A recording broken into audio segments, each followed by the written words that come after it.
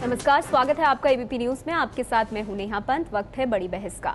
100 करोड़ के बजट में राज्यसभा सांसद बनने का विवाद शुरू करने वाले कांग्रेस के पूर्व महासचिव और हरियाणा के बड़े नेता चौधरी वीरेंद्र सिंह पलट गए हैं। वीरेंद्र सिंह का कहना है कि उनके बयान का गलत मतलब निकाला गया है, लेकिन ये सवाल बना हुआ है कि क्या राज्यसभा का टिकट बिकता है। That was not my version। मेरा कहना सिर्फ ये था कि प्रजातंत्र में पैसे का जो बढ़ता हुआ प्रभाव है उससे गरीब आदमी की आवाज मंदी पड़ जाएगी। इस तरह की परिस्थिति में बहुत सी ऐसे शक्तिशाली लोग भी हैं जो राज्यसभा में भी पैसे के बल पे चुनाव जीत के आ सकते हैं। चौधरी साहब हरियाणा के बड़े कांग्रेसी नेता हैं। यही वजह कि शनिवार को जीत की सभा में उनकी किए खुलासे के दिल्ली पहुंचते ही खलबली मच गई। अब सफाई देते फिर रहे हैं। सुनिए शनिवार को क्या कहा था, जिसकी वजह से ये नौबत आई। राज्यसभा वो मेरे को एक दिन कहने लगे कि मैं राज्यसभा का एंट्री बनने के लिए मेरा जो बजट था वो 100 करोड़, जब टोटल मैंने किया तो 80 करोड़ में मेरा काम चल गया। 20 करोड़ रुपए मैंने बचा लिया। वीरेंद्र सिंह कह तो बहुत कुछ गए, लेकिन उन सांसद का नाम अब भी नहीं बता रहे। मैं आशा करूंगा कि इलेक्शन कमीशन उनको बुलाकर पूछेगी। उनको किस विशेष मामले में जानकारी संभवतः हो तो उसके बारे में वही बता पाएंगे, मैं नहीं बता पाऊंगा। बताया जा रहा है कि वीरेंद्र सिंह अपनी पार्टी से नाराज हैं, क्योंकि एक तो पार्टी में कोई ओहदा नहीं रहा, साथ में रेल मंत्री बनाने का वादा करके लाल झंडी दिखा दी गई।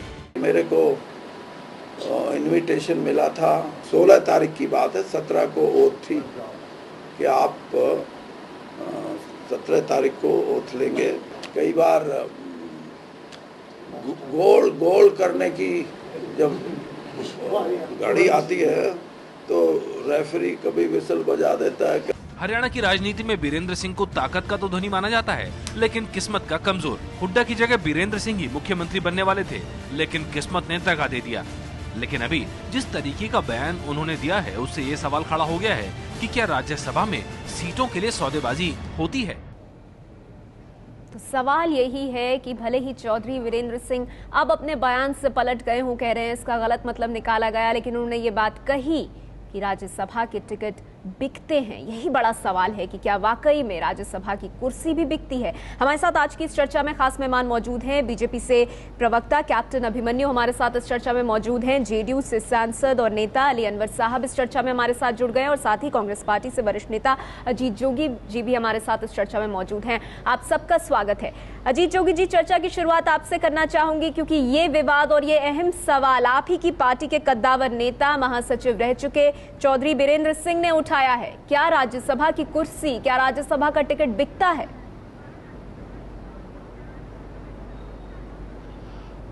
देखिए, मैं नहीं जानता किस संदर्भ में किस परिवेश में ये बातें हुई होंगी, पर मैं इतना दावे के साथ कर सकता हूं, मैं खुद भी राज्यसभा में रहा हूं, 12 वर्षों तक रहा हूं, इसलिए दावे के साथ कह सकता हूं कि मेरी पार्टी कांग्रेस में, और मैं ये कह सकता हूं जितनी राष्ट्रीय पार्टियां हैं उनके बारे में भी जितनी मुझे जानकारी है, जैसे भारतीय जनता पार्टी है, कम्युनिस्ट पार्टी है और भी अन्य राष्ट्रीय पार्टियां हैं, इनके बारे में मैंने कभी नहीं सुना कि कोई पैसे देकर इनकी टिकट खरीद सकता है।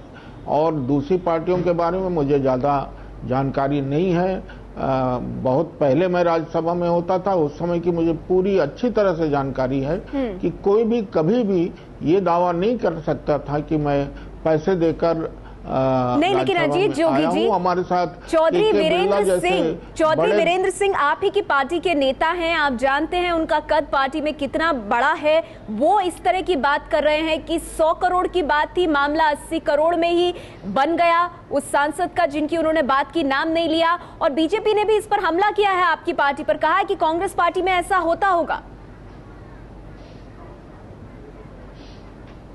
कांग्रेस पार्टी में ऐसा बिल्कुल नहीं होता है। और अगर राव वीरेंद्र सिंह जी ने, जो हमारे बड़े अच्छे मित्र हैं, बहुत सुलझे हुए व्यक्ति हैं और बहुत समझकर बोलते हैं, उन्होंने कोई बात कही है तो उनसे बात करने पर पता चल जाएगा कि किस संदर्भ में, किस परिवेश में और किन हालातों में उन्होंने ऐसी कोई बात अगर कही है तो कही है। चलिए, किस संदर्भ में कही है, किन हालातों की वजह से कही है, इस पर अब आगे आएंगे। लेकिन कैप्टन अभिमन्यु, आपको क्या लगता है, चौधरी वीरेंद्र सिंह ने जो सवाल उठाया है वो कितना अहम है? देखिए, चौधरी वीरेंद्र सिंह जी हरियाणा की राजनीति में हमारे वैचारिक विरोधी भी हैं, लेकिन हरियाणा की राजनीति हो या देश की राजनीति हो, वह कांग्रेस पार्टी के पूर्व महासचिव होने के नाते, लंबे समय से राजनीतिक क्षेत्र में कार्य करने के नाते राजनीति में हमारे वरिष्ठ भी हैं और हमारे सम्माननीय भी हैं। वह, जितना मैं जानता हूं, बेहद संजीदा और गंभीर किस्म की राजनीति करने वाले व्यक्ति हैं। आज ऐसा व्यक्ति इस स्तर पर आकर के इतनी गंभीर और इतनी तर्क टिप्पणी करने को विवश हुआ है, तो हमें ऐसा लगता है कि पिछले 9 वर्षों में विशेष रूप से जिस प्रकार से अल्पमत की सरकार का बहुमत जुटाने के लिए सांसदों की खरीद फरोख्त का मामला और संसद के अंदर भी कैश उछालने का मामला जैसी बातें सामने आई, और आज उन्होंने स्वयं ये बात कही है कि राज्यसभा की सीट 80-80 करोड़ रुपए के अंदर के लोग सांसद बनते हैं, तो ये देश की राजनीति जितनी दूषित हुई है वहां पर उस पर टिप्पणी करने का उन्होंने काम किया। साथ साथ वर्तमान में जो सरकार के कार्यकाल में, यूपीए सरकार के कार्यकाल में जो भारत का लोकतंत्र लज्जित हुआ है, जो भारत की संसद जो है आज वो अपमानित महसूस कर रही है, आज पूरे देश के अंदर राजनीतिज्ञों को जिस प्रकार से एक दृष्टि से हीन भावना से देखा जाता है, तो उस पूरी बीमारी की तरफ, उस पूरे रोग की तरफ वीरेंद्र सिंह जी ने संकेत किया है। ऐसा नहीं होता। कैप्टन अभिमन्यु, आपने जो बयान चौधरी वीरेंद्र सिंह ने दिया उसको कांग्रेस पार्टी से जोड़कर देख रहे हैं आप? जी देखिए, चौधरी वीरेंद्र सिंह जी के पूरे बयान को आप समझने का और सुनने का एक बार प्रयास कीजिए। क्यों उन्होंने कहा है कि आज मंत्री भी दान देकर के बनते हैं, उनको रेल मंत्री बनाए जाने की बात थी, और लेकिन रेल मंत्री कैसे बनेंगे? जो रेलवे बोर्ड को चेयरमैन बनाने के लिए घूस लेंगे, रेलवे बोर्ड का मेंबर बनाने के लिए घूस लेंगे।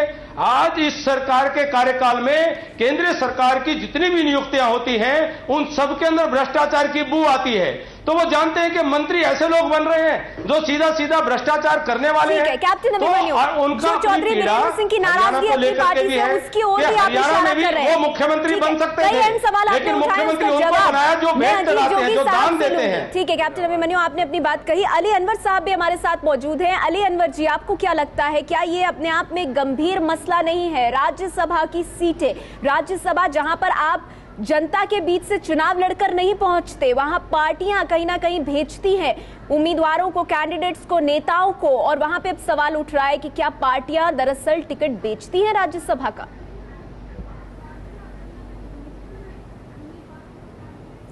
देखिए, ये एक दुखी आत्मा की आवाज लगती है हमको। चौधरी वीरेंद्र सिंह जी हरियाणा के कद्दावर नेता हैं, खास करके जो जाट पट्टी है उसके बहुत मजबूत नेता हैं, लेकिन ऐसा लगता है कि वो बहुत अंदर से व्यथित हैं, दुखी हैं। मंत्री भी रहे हैं, महासचिव भी रहे हैं पार्टी के, अपनी पार्टी के, और राज्यसभा में आए, और इधर पिछले एक्सटेंशन के समय ये भी चर्चा थी कि वो मंत्री बनेंगे, शायद उनका रेल मंत्री का बनने की भी बात थी। तो हमको लगता है कि कुल मिला जुला करके उनकी जो अंदर की व्यथा है किसी न किसी बहाने फूटी है। आप इसे उनका सिर्फ नाराजगी मानते हैं अली अनवर साहब, या आपको लगता है कि जो उन्होंने कहा है उसमें सच्चाई भी है?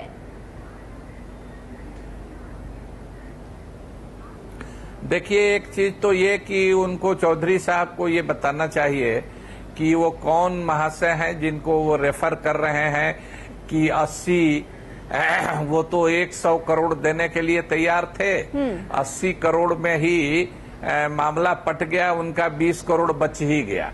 तो उनका नाम लेना चाहिए उनको, ताकि उनसे सो मोटो भी कोर्ट भी कॉग्निजेंस ले, इलेक्शन कमीशन भी दे कि भाई आप 80 करोड़ में जीत करके आए, तो 80 करोड़ रुपया आपको आया कहां से, और आपने किसको दिया, आप किस पार्टी से जीत करके आए। तो ये पूछा जाना चाहिए चौधरी साहब से भी, चौधरी साहब को बताना चाहिए कि किस एमपी से बात हुई और उस एमपी से पर नोटिस होनी चाहिए, उनसे पूछा जाना चाहिए।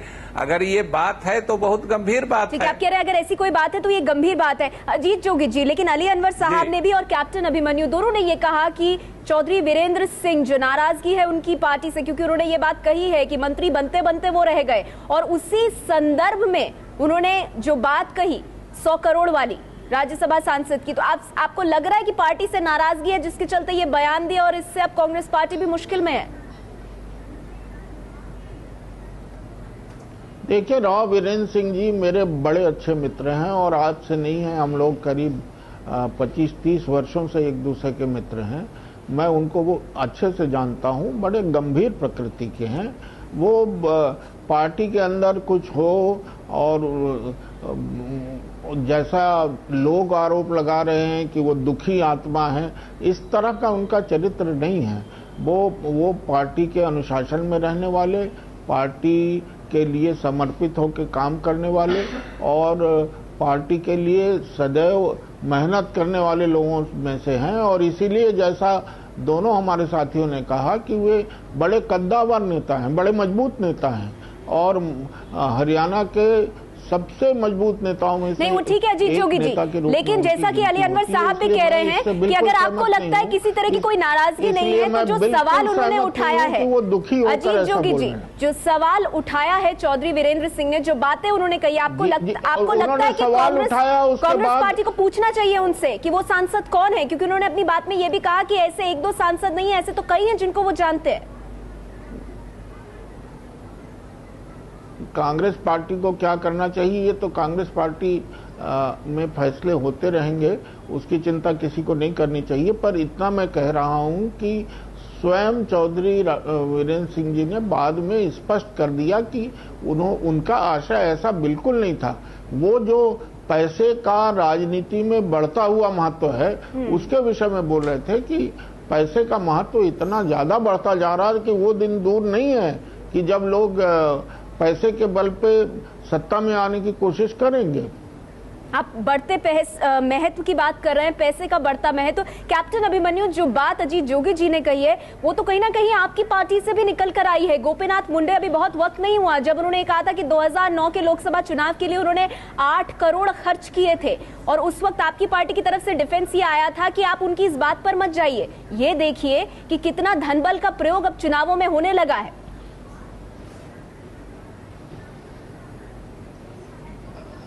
नेहा जी, आज चौधरी वीरेंद्र सिंह जी ने कहा है उसको एक संदर्भ में देखने की आवश्यकता है कि जब वर्तमान यूपीए सरकार के लोग एक एक सांसद की खरीद फरोख्त करने के लिए आगे बढ़ते हैं, सांसदों को खरीदते हैं, तो राज्यसभा सांसद हो या संसद में जाना एक प्रकार की इन्वेस्टमेंट अपॉर्चुनिटी बन गया है।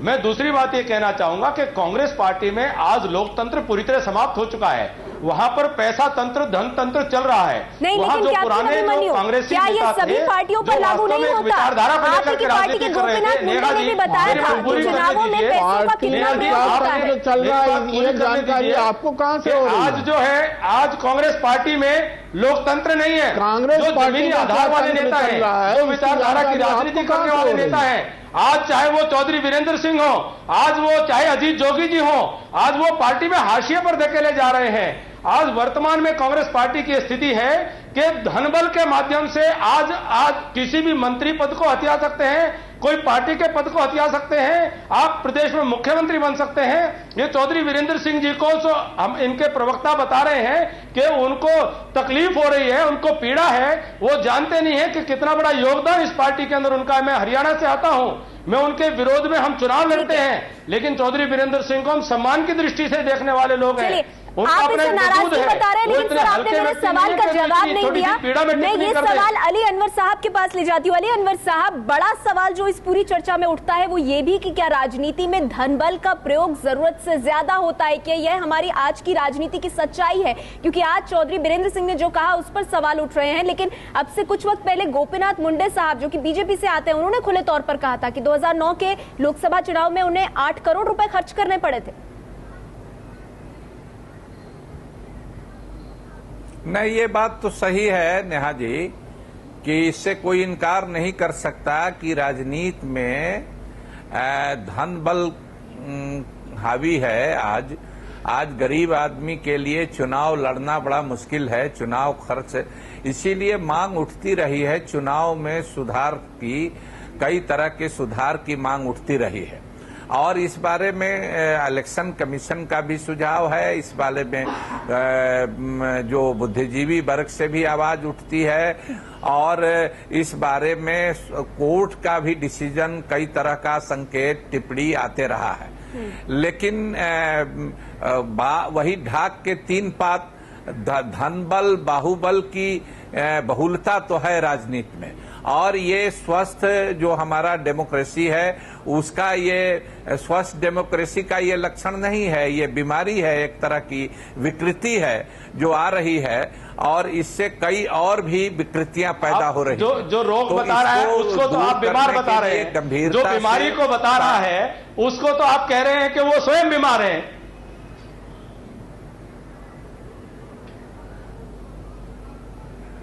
क्या कर रहे हैं, हम आपकी बात नहीं सुने, अली अनवर जी, फिर से नेहा जी बताइए क्या बोल रहे हैं। कैप्टन अभिमन्यु आपसे कह रहे हैं अली अनवर जी कि जो इस सिस्टम में खामियों को बता रहे हैं, यानी चौधरी बीरेंद्र सिंह, वो ऐसा क्यों कह रहे हैं, उनकी नीयत पे तो आप सवाल उठा रहे हैं।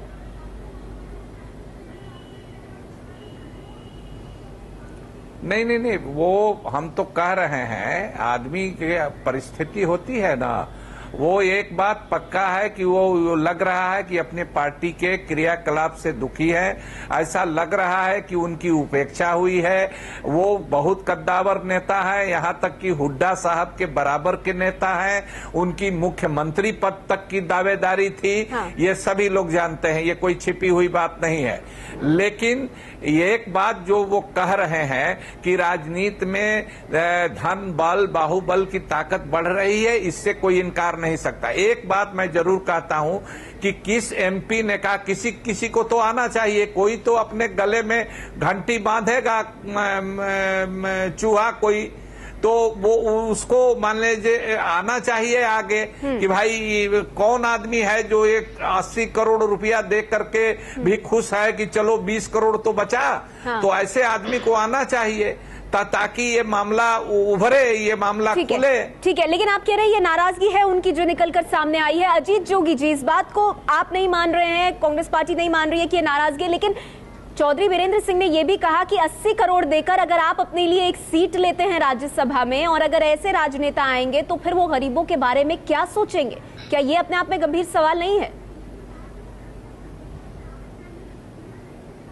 देखिए, ये गंभीर सवाल, उन्होंने गंभीर प्रश्न उठाया है जो हम सबको, पूरे देश को गंभीरता से सोचने के लिए मजबूर करेगा कि धन बल और पैसे का जो प्रभाव राजनीति में बढ़ता जा रहा है वो हमारे भारतीय लोकतंत्र के लिए अच्छा नहीं है।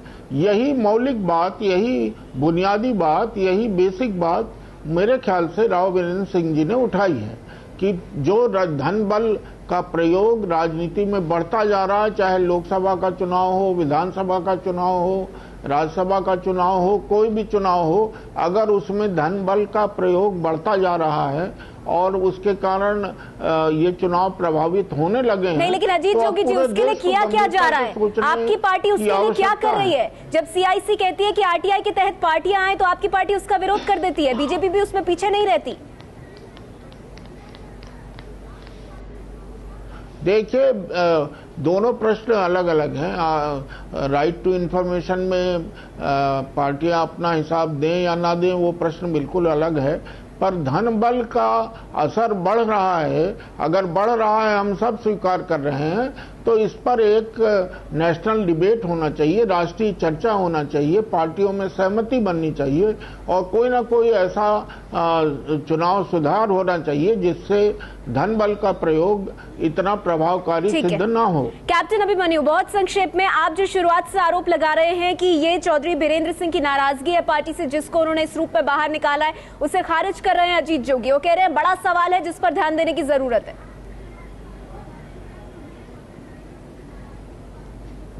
चौधरी बीरेंद्र सिंह जी ने जो विषय उठाया है और अजीत जोगी जी भी उस बात को कह रहे हैं कि आज जो इस पिछले 9 साल में यूपीए सरकार ने जिस प्रकार से बहुमत को जुटाने के लिए जो अनैतिक कार्य किए हैं, सांसदों की खरीद फरोख्त करने का काम किया है, इस देश की राजनीति में जितनी सरकारी नौकरियां उनको बेचने का काम किया है, मंत्रिमंडल में जो लोग लिए हैं उनसे भी दान और भेंट जैसी संस्कृति आज दिखाई दे रही है, जिससे संसद का अपमान हुआ है, देश का लोकतंत्र दुनिया में लज्जित हो रहा है। यह चर्चा करने की आवश्यकता है, यह चिंता करने की बात है। और जो पुराने सीनियर जो लीडर्स हैं जिन्होंने सिद्धांतों की राजनीति की है, आज वो पीड़ित महसूस कर रहे हैं। आज वो कांग्रेस में उनको दम घोट रहा है और इस सारी राजनीति पर वो चर्चा करना चाहते हैं। इस पर देशव्यापी चर्चा होनी चाहिए, तब जाकर के कुछ अमृत निकलेगा इस मंथन में से। लेकिन अगर चौधरी वीरेंद्र सिंह के बारे में आप इतनी चिंता कर रहे हैं, उनकी नाराजगी को लेकर आप कह रहे हैं उसके बारे में सोचा समझा जाना चाहिए, तो गोपीनाथ मुंडे ने भी इस चुनाव व्यवस्था को लेकर कुछ तथ्य सामने रखे थे। उम्मीद है कि आपकी पार्टी उस पर भी गंभीरता से विचार करेगी, क्योंकि ये कई ऐसी बातें हैं जिन पर देश की पार्टियां साथ नहीं आती और इसी वजह से धन बल का जो प्रयोग है ये कहीं ना कहीं बढ़ रहा है हमारी राजनीति में। शुक्रिया आप सभी मेहमानों का हमारे साथ इस चर्चा में जुड़ने के लिए।